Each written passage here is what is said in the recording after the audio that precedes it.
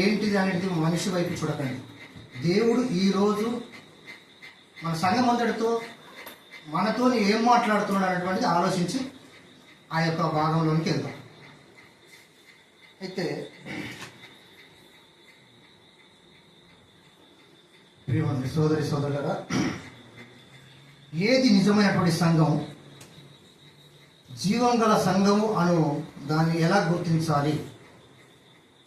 మన యొక్క పాఠం పేరు సంఘం గురించి మాట్లాడే అంశం పేరు ఏది నిజమైన సంఘము, జీవం గల సంఘమును ఎలా గుర్తించాలి? మరొకసారి చెప్తున్నాను, ఏది నిజమైన సంఘము, జీవం గల సంఘమును ఎలా గుర్తించాలి?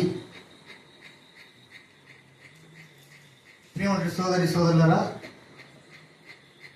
వాక్యం మనం బాగానే చదువుతున్నాం.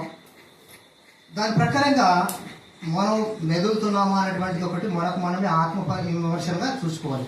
అయితే ఏది సంఘము అన్నట్టు అంటే ఒక గుర్తింపు అనేటువంటి సంఘానికి అడుగుతున్నాడు. కాబట్టి మనం బయట వెళ్తుంటే పోలీస్ డిపార్ట్మెంట్లో పనిచేసే వాడికి కాకి డ్రెస్ అనేది ఒకటి ఉంటుంది,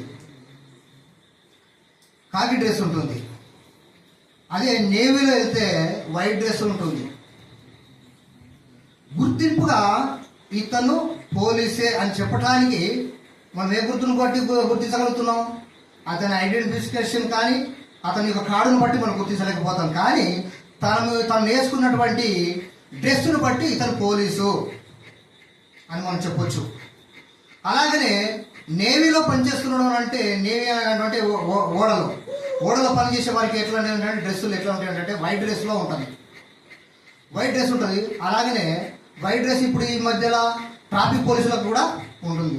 అంటే ట్రాఫిక్ పోలీసులు మనము గుర్తించాలంటే ఎలా చేస్తున్నాం? ఆ డ్రెస్సును బట్టే ఈయన ట్రాఫిక్ పోలీసు సిగ్నల్ కూడా ఉన్నాడు అని. కాబట్టి ఈ లోకంలో ఉన్నటువంటి యొక్క భాగాలను బట్టి చూస్తే వాటికి గుర్తింపులు ఉన్నాయి. పోలీస్ డిపార్ట్మెంట్కి ఒక గుర్తింపు ఉంది, నేవీ వారికి గుర్తింపు ఉంది. అలాగనే మరి ఒక డ్రైవర్గా పోతున్నాడు అని అంటే అతనికి కావాల్సిన గుర్తింపు లైసెన్స్. ఆ లైసెన్స్ ఉంటేనే కానీ బండి తోలడానికి అవకాశం లేదు. అలా ఈ లోకంలో ఉన్నటువంటి దాంట్లో కొన్నిటికి గుర్తింపులు అనేటువంటి ఖచ్చితంగా ఉంది. ఇప్పుడు మన సంఘం అనేది ఎలా గుర్తించాలి అని అంటే సంఘం అనే దాని మీద మనం ఒక దగ్గర